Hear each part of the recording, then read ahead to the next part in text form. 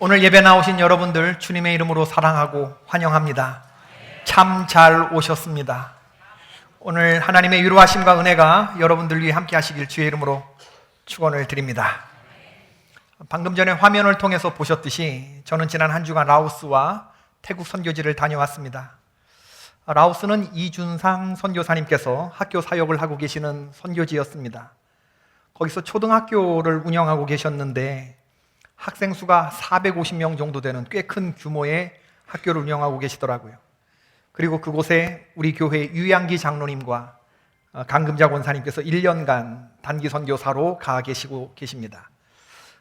우리 유 장로님하고 강 권사님도 참 많은 고생을 하고 계시더라고요. 올해 5월 말경에는 돌아오실 텐데 수고한 두 분 여러분들이 좀 따뜻하게 안아주시고 위로해 주시기를 바랍니다.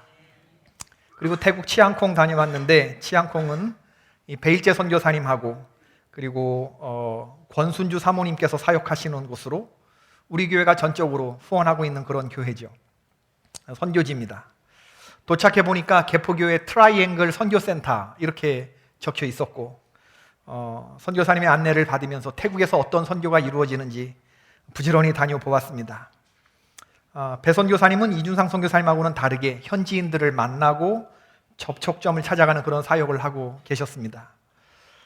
이번 선교지 탐방에서 태국, 미얀마, 라오스 세 개 나라가 만나는 이 골든 트라이앵글이라고 하는 그런 지역으로 안내를 받아서 가봤는데 거길 왜 데리고 가나 봤더니 그곳에 금을 캐내는 그 금광산이 있고 또 세계 최대 규모의 마약과 각성제 같은 것들이 제조 밀매되는 그런 지역이라는 것을 알았습니다.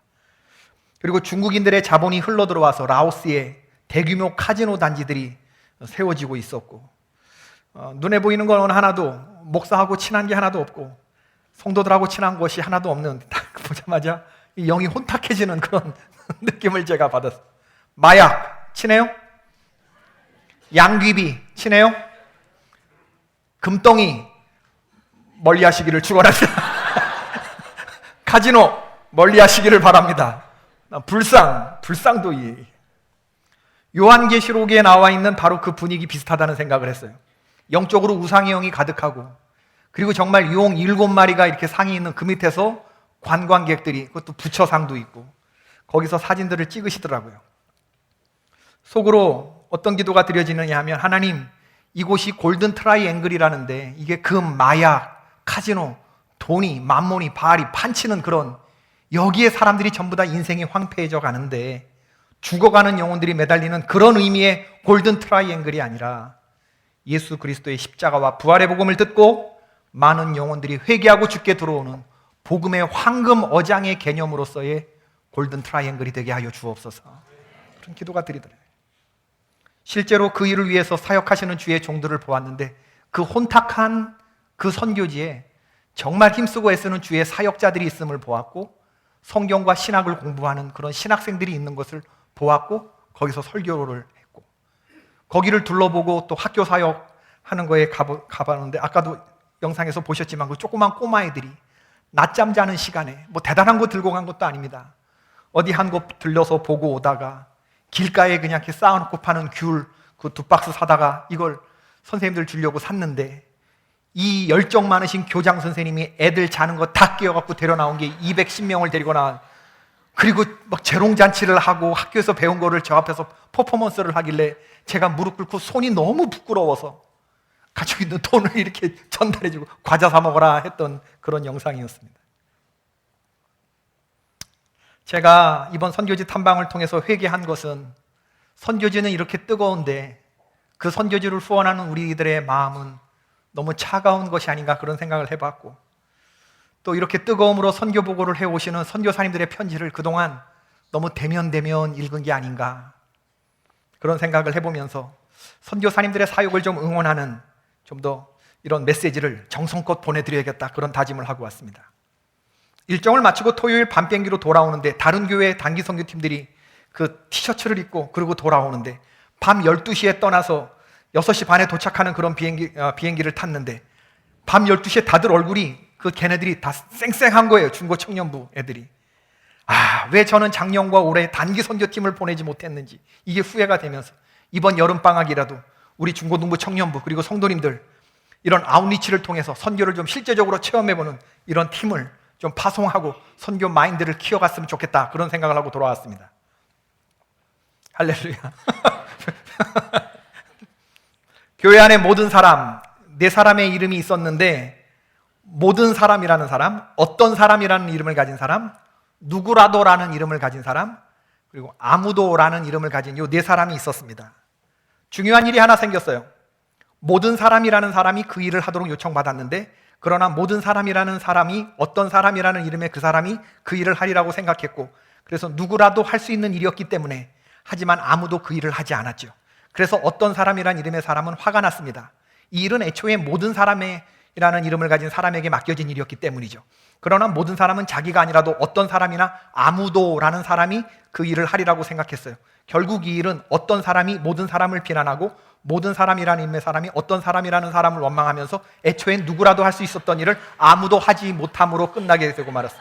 선교는 모든 사람에게 맡겨진 소임인데 어떤 사람들만 하는 것이 아니고 누구라도 할 수 있는 거룩한 소임이라는 것은, 1951년 빌 브라이트라고 하는 사람의 마음속에서 이런 의문이 들었습니다. Why should anyone hear the gospel twice before everyone has heard it once?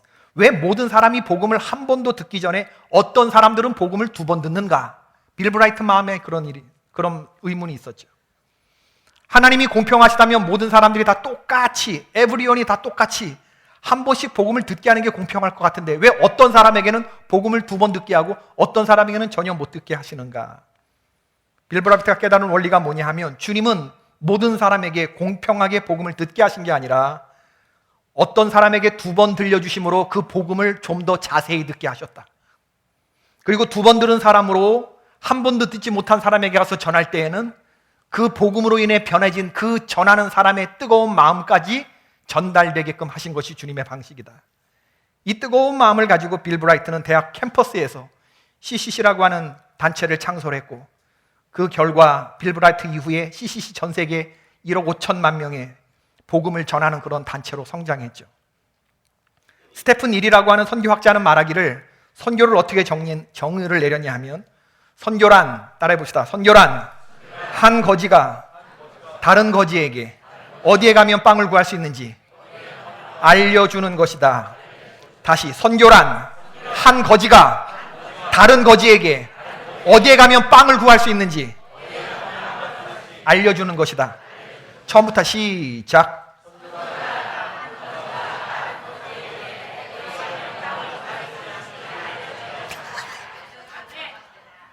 거지가 빵 다시 처음부터 좀 제대로 좀 해보세요. 시작.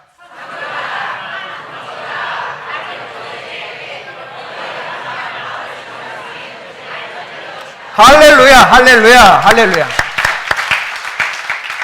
선교란 한 거지가 다른 거지에게 어디에 가면 빵을 구할 수 있는지를 알려주는 겁니다. 선교는 빵을 만들어내는 게 아니에요. 어디 가면 빵이 있는지를 한 거지가 다른 거지에게 알려주는 거다. 명쾌하지 않습니까? 여러분, 선교는 예수님으로부터 교회에 위임된 지상 최고의 명령입니다.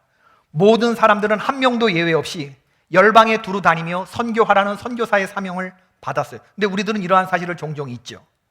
내가 선교사로 가야 한다는 사실은 잃어버리고 어떤 사람이나 누군가가 가서 내 대신 해줄 거라고 생각을 하는 겁니다.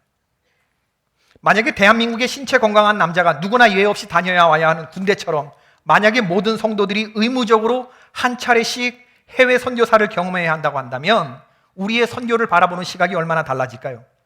사랑하는 아들을 군대에 보내고 남동생을, 오빠를 혹은 삼촌을 보내놓고 매일같이 새벽재단에서 기도하지 않겠습니까? 그러면 선교를 바라보는 시각이 좀 더 진지해지지 않겠는가, 그런 생각을 해보게 되죠.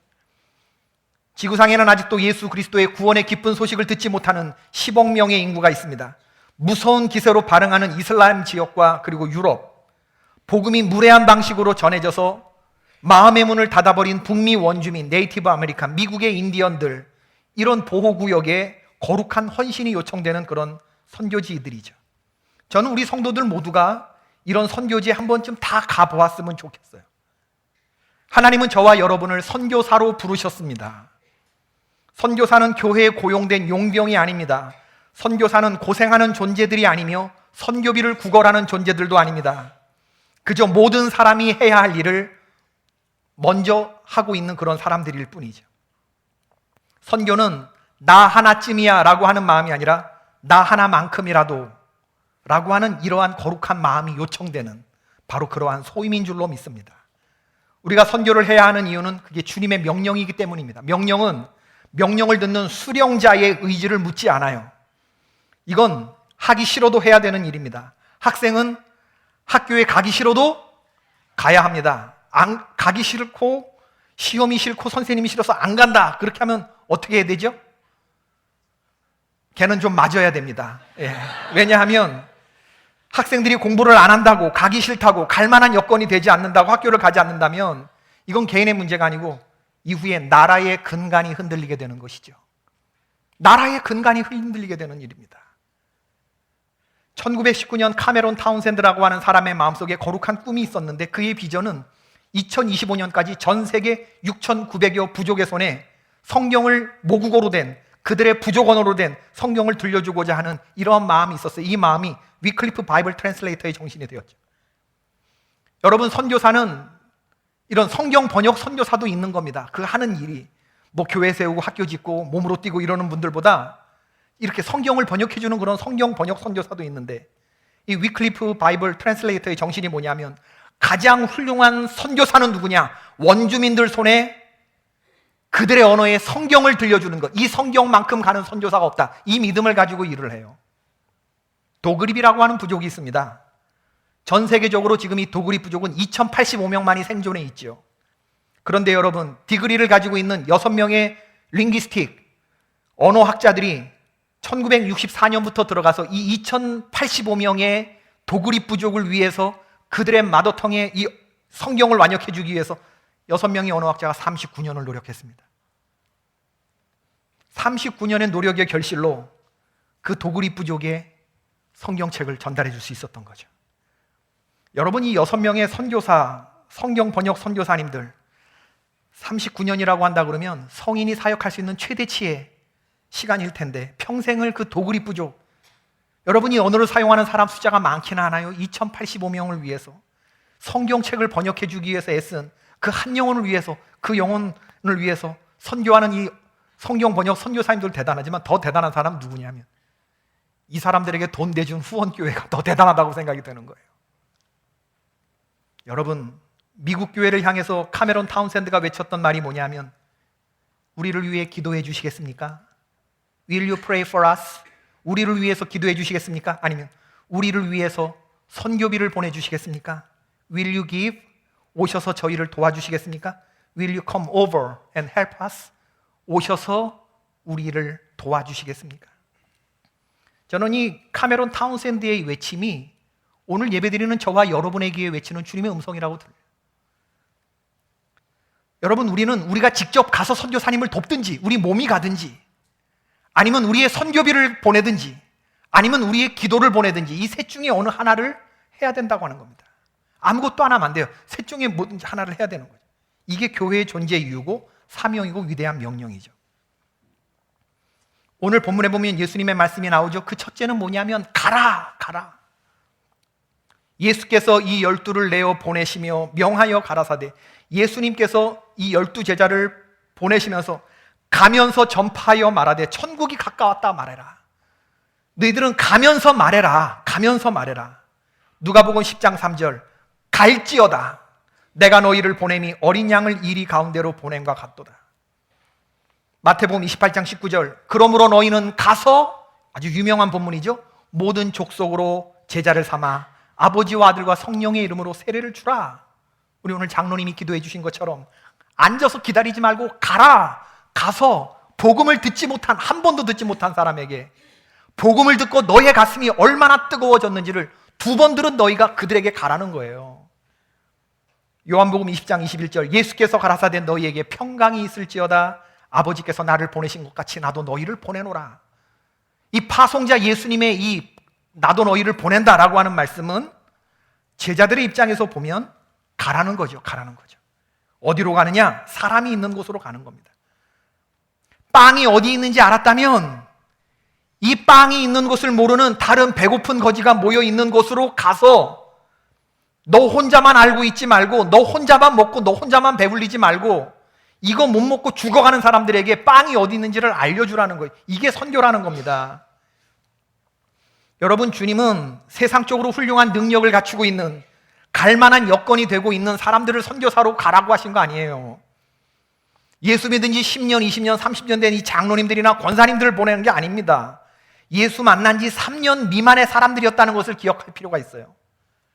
그들은 모든 게 다 갖추어진 그런 사람이 아니었습니다. 왜 예수님이 3년 미만의 사람에게도 아직도 복음으로 완전히 거듭나지 않은 그 믿지 못할 제자들에게 가라고 하셨냐면, 그들을 믿은 게 아니라 그분 뒤에서 역사하는 성령의 역사를 믿으셨기 때문입니다.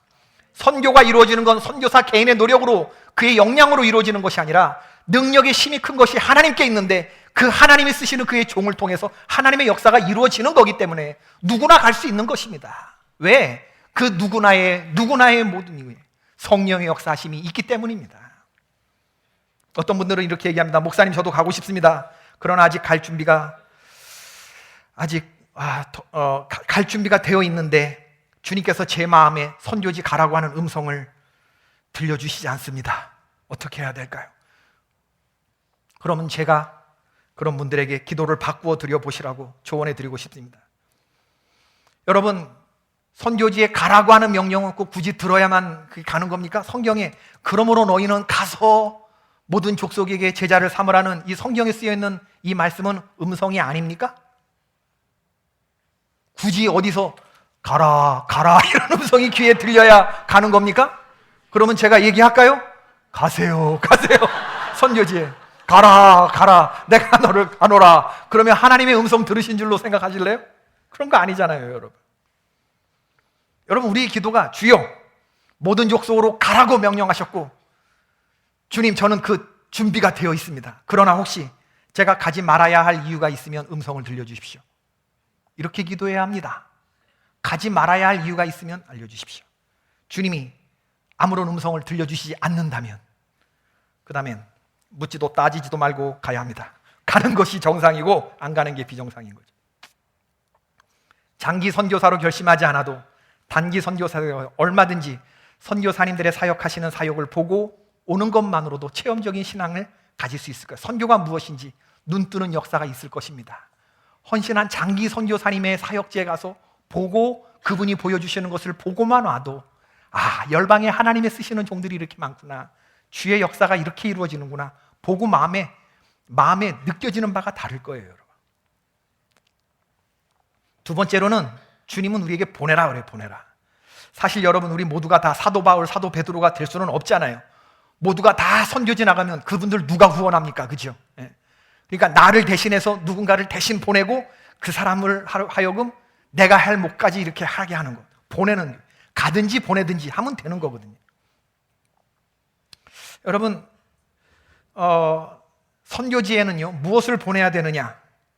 선교지에는 우리가 쓰는 것보다 못한 걸 보내야 돼요? 우리가 쓰는 것보다 좋은 걸 보내야 돼요? 대답하세요. 그런데 우리는 우리가 쓰는 것보다 더 좋은 걸 보내요? 안 쓰고 버리는 거 보내요? 우리는 선교지에 우리가 먹는 음식을 보내요? 아니면 유통기한이 지난 거 보내요? 저는요 선교사로 일할 때 교회를 건축하고 나서 누가 피아노를 기증한다고 그래가지고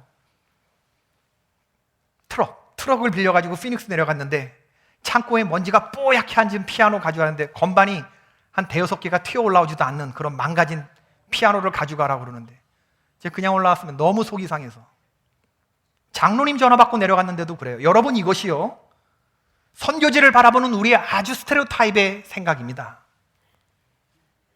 유통기한이 지난 걸 보내요. 이걸 먹으라고 그래요. 도너츠를 보내도. 여러분, 선교지는 우리보다 못한 거를 보낸다라고 사는 이 생각을 여러분 우리는 고쳐야 됩니다.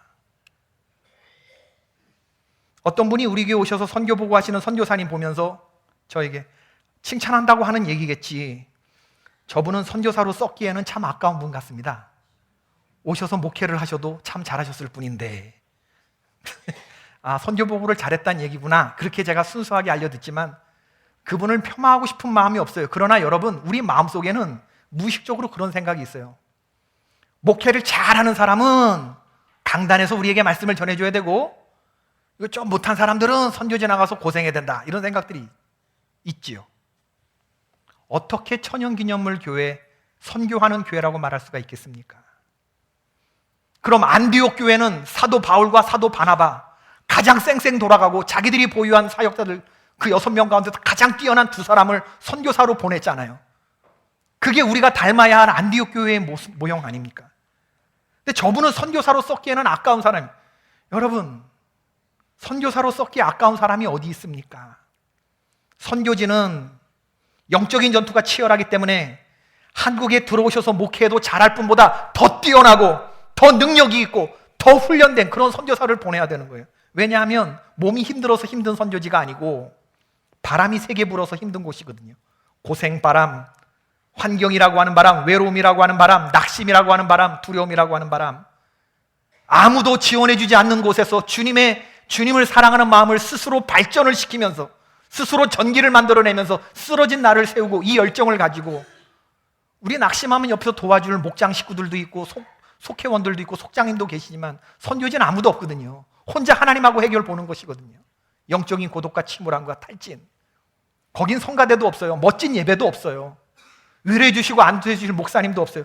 혼자 해야 돼요. 그렇기 때문에 한국에서는 하나나 둘 정도의 노력을 해고도 열매를 거둘 수 있는 일이라고 한다 그러면, 선교지에는요 5배, 6배 노력을 기울여도 그 열매가 나타나지 않는 경우가 수다하게 많습니다. 제가 해봐서 알아요, 여러분. 그렇기 때문에 선교지에는 가장 좋은 걸 보내야 되고, 우리도 못 쓰는 것을 보내야 되고, 우리도 못 먹는 것을 보내야 되고, 이럴 때 하나님께서 우리에게 복을 주신다고 저는 믿습니다. 선교사도 아주 훌륭한 그런 분들을 보낼 수 있어야 돼요. 최현탁 장로님 같은 분들, 유양기 장로님 같은 분들, 황 장로님 같은 분들, 훈련된 장로님들, 성도들보다. 고개 숙이지 마세요, 장로님들. 다른 분들. 예. 제가 이번에 태국 트라이앵글 선교센터 베일제 선교사님 방문하면서 인상이 깊었던 건, 우리 교회가 전세를 얻어준 아까 보셨던 그 센터가 전세금으로 이렇게 있는데 기둥이 이렇게 3개가 있어요. 1층에 이렇게 보면. 근데 그 기둥에 선교 편지가 붙여져 있는데 다닥다닥다닥 붙여놨어요. 뭐 주보도 붙여놓고 엽서도 붙여놓고 뭐 여러 가지 뭐 이런 걸 막 붙여놓고, 후원하는 그런 교회들, 한국에 들어오셨다가 선교 편지 받으신 거 그걸 아주 다닥다닥다닥 붙여놨는데, 안성호 원로 목사님께서 권순주 선교사님 사모님께 보내드린 생일 축하 엽서까지 붙어 있어요, 여러분. 2014년에 보낸 거. 거기 붙여있는 게 대부분 다 날짜가 2014년, 2015년이더라고요. 작년 2017년도 있고 2016년도 있을 텐데 왜 2014년, 15년 것만 붙어 있나? 그거 보면서 얼마나 미안한지. 그 유효기간도 지난 2014년, 2015년 태국 여선교회 정미래 집사님, 김다현 집사님이 보낸 그 롤링페이퍼인가 그 선교사님 응원하는 태국 여선교회, 그것도 제가 보고 왔어요. 이분들은 이런 시간 지난 것도 쳐다보면서 힘을 내시는구나. 근데 이걸 못 써드린 게 참 너무 마음이 아프고. 2015년 트라이앵글 성탄절 축하 예배 주보도 붙였는데, 오카리나 연주하셨어요, 이혜정 권사님? 거기에? 그거 순서에 오카리나 이혜정. 제가 그것도 보고 왔어요. 2015년 거. 마지막 날 일정을 마치고 돌아오는데 선교사님 4분하고 우리 김기범 선교부장 장로님, 신기도 목사, 저한테 예배를 좀 드려달래요. 이 선교사님 사모님 좀 위로하기를 바란다고. 떠나오는 날. 그래서 이제 찬송가를 5명이서 이렇게 이제 예배를 드리기 시작했는데, 찬송가 좋아하는 찬송가 사모님 몇 장이시냐? 좀 위로하시려고. 이제 위로해 줄 마음으로 제가 몇 장 좋아하냐 그랬더니 345장을 좋아한다 그러더라고요. 그래서 딱 폈는데 찬송가가 한 650곡 되는데 왜 하필이면 345장을 좋아해? 나는 345장 좋아한다는 사람 처음 봤습니다. 그러면 345장을 폈는데, 제가 김 장로님 얼굴 보니까 김 장로님이 처음 보시는 찬송가를 눈을 이렇게 감으시더라고. 신기도 목사님을 쳐다봤더니 이분도 이게 모르는 눈치야, 이렇게. 그래. 그리고 정작 이 노래를 부르자는 사람은 눈물을 막 흘리고 있고, 진땀을 얼마나 이 사모님은 눈물을 흘렸는데 저는 진땀을 흘렸습니다. 진땀을. 이 선교사님 사모님이 좋아하시는 찬송이라는데 우리 한번 이거 345장 한번 불러보실까요? 지금 이 시간에 세계 열방 곳곳에 선교하시는 선교사님들 생각하고 우리 교회가 선교로 동참하는 91개 선교지 여러분 생각하면서 그분들 위로하는 심정으로 정말 외롭고 고독하게 선교하는 그런 분들 생각하면서 우리 한번 찬송을 한번 불러보십시다. 우리 이 찬송 부르는데 사모님이 얼마나 위로를 받으시는지. 345장.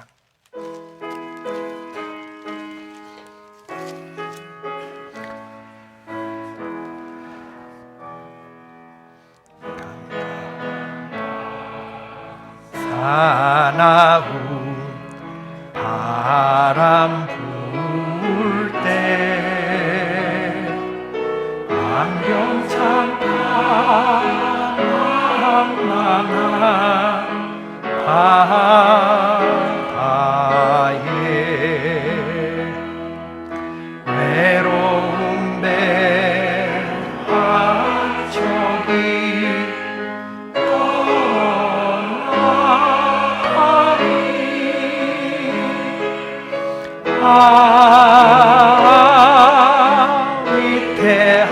위태하구나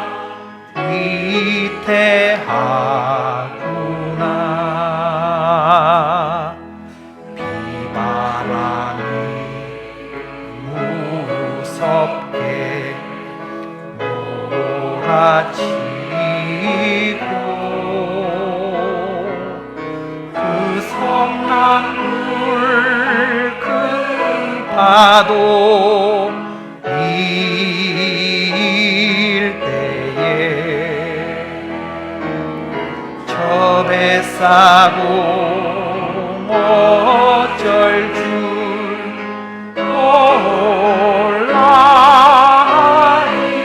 몰라니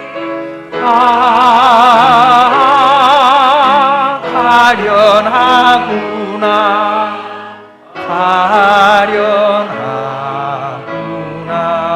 가련하구나 절망 중에 그 사고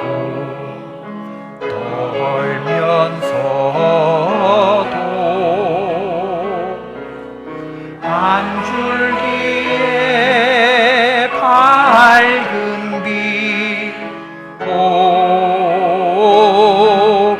보고서 배 안에도 하나님 대신 믿고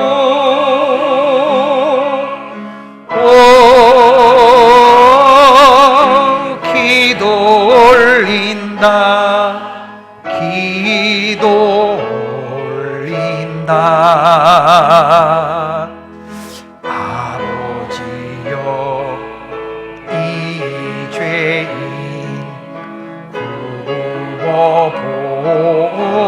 구워보사 성남풍랑 잔잔케 하시고 이 불쌍한 인생을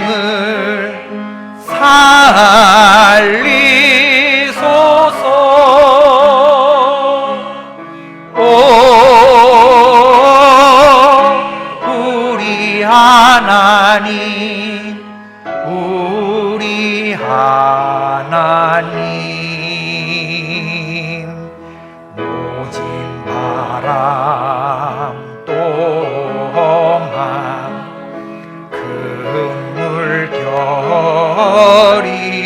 물결이 제 아무리 성내어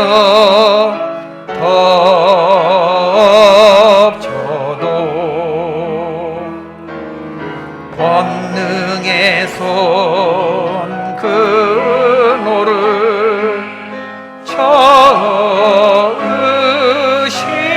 저으시니 오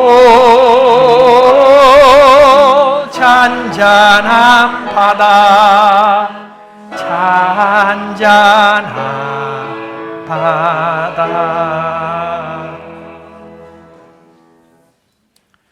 제가 선교사를 하고 들어올 때 저를 위해서 기도해 주시는 분들이 어떤 분이 그랬어요. 목사님은 앞으로 선교사님을 많이 위로해 드리는 그런 목회를 할 것 같다고. 선교지를 둘러보고 제가 섬기는 재단으로 돌아와서 무릎을 꿇지 않을 수가 없어요. 이제 곧 우리에게도 선교적인 과제가 있지 않습니까? 그러면 너희는 가서 모든 족속으로 제자 삼고 오직 성령이 너희에게 임하시면 너희가 권능을 받고 예루살렘과 온 유대와 사마리아 땅끝까지. 땅끝이 어디입니까? 따라해 봅시다. 땅끝은 발끝이다.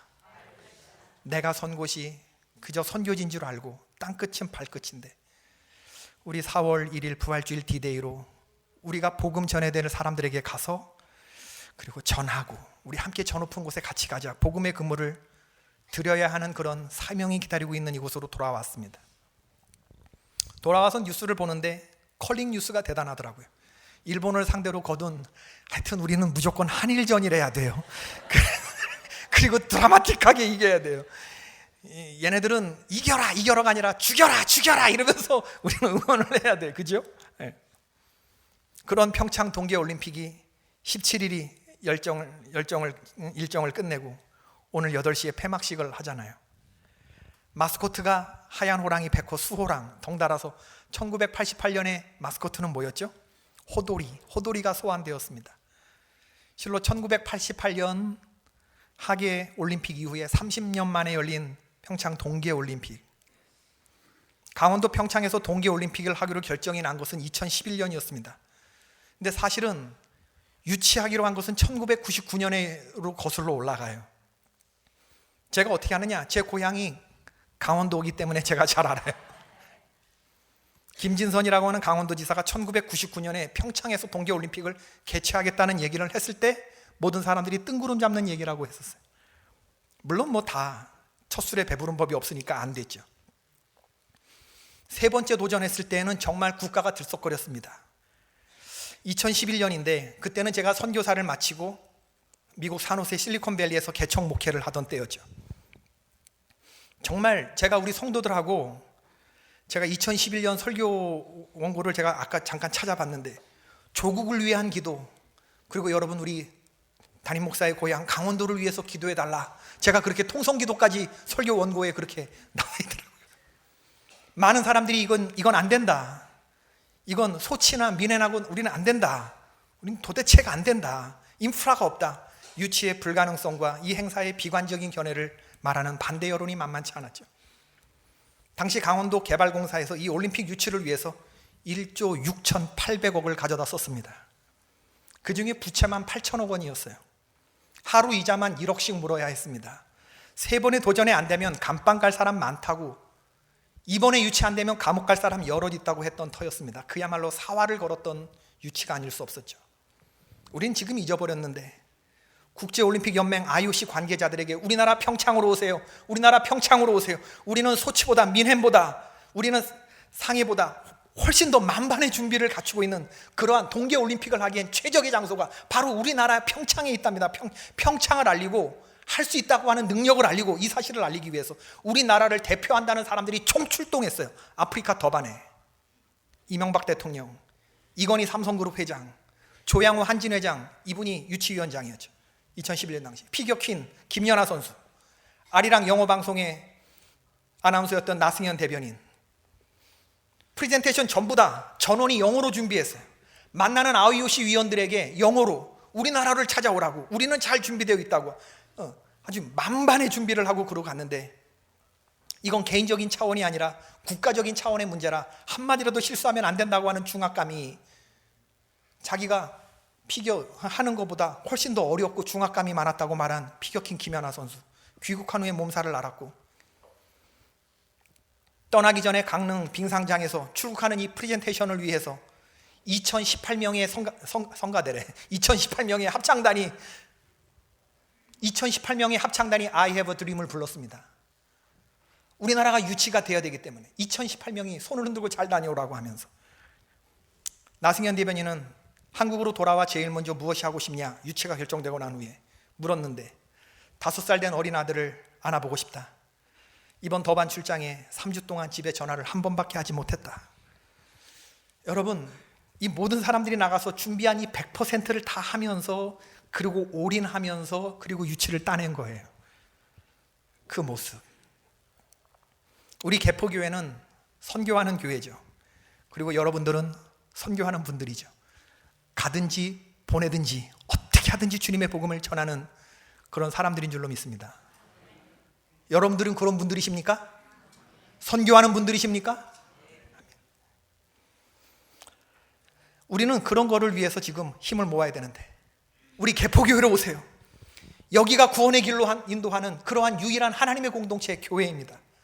당신에겐 예수 그리스도가 필요하고, 내가 그분을 만나보니 너무 좋아서 그분이 계신 곳에 나는 당신과 함께 전후풍수에 가고 싶다고, 우리가 프리젠테이션을 해야 하는 그런 사람이고, 저뿐만 아니라 우리 모든 사람들이 다 한마음이 되어서 이곳에 유치 결정하듯이 그런 일들이 앞으로 한 달 뒤에 일어나기를 주의 이름으로 축원합니다. 축원합니다. 평창 동계올림픽 유치 3차 도전 때는 감동적인 프리젠테이션으로 듣는 사람들의 마음을 녹여서 그 프리젠테이션 한 방에 10표는 더 얻었을 거라는 것이 그때 평가였습니다. 2차 투표까지 갈 것도 없이 한 표에 그냥 한 방에 압도적인 표차로 끝내고 말았어요. 우리의 복음 증거가 그렇게 될 수 있다면 주님이 얼마나 기뻐하실까. 이건 우리가 다 한마음이 되었을 때 일어나는 그러한 역사인 줄로 믿습니다. 복음 증거하는 증거자가 되시기를 주님의 이름으로 축원하고, 선교의 앞장서는 우리와 우리 교회가 되기를 바라고, 한 거지가 다른 거지에게 빵이 여기 있다고 알려주는 게 빵을 만들라는 게 아니에요. 빵을 먹고 배부르신 여러분이 여기 빵이 있다고 알려줄 수는 있잖아요. 데리고 오시는 겁니다. 길이요 진리요 생명이신 예수 그리스도가 여기에 있음을 알려주고, 이 일에 프레젠테이션을 하고, 어떻게 하면 안 오려고 하는 사람, 어떻게 하면 저기를 안 가려고 하는 사람들의 마음을 돌려놓아서 우리로 유치를 하게 하고 데리고 와서, 그날 저는 기도하면서 하나님의 말씀을 전할 때 놀라운 역사가 일어나지 않겠습니까, 여러분? 그렇게 하는 교회는 그렇게 모든 사람들이 다 한마음이 되어서, 그리고 온몸으로 나가서 부딪히고, 그리고 하나님의 역사를 이루어내는 것입니다. 주님의 나라 갈 때까지 이런 일들을 우리는 계속해서 해야 되는 사람들인 것이죠. 나를 통해서 하나님이 기뻐하시는 하나님 나라의 이 선교 사역이 영향력 있게 전달되는, 하나님이 가장 기뻐하시는 이 선교 역사가 저와 여러분을 통해서 계속해서 힘있게 일어날 수 있기를 주의 이름으로 축원을 드립니다. 아멘.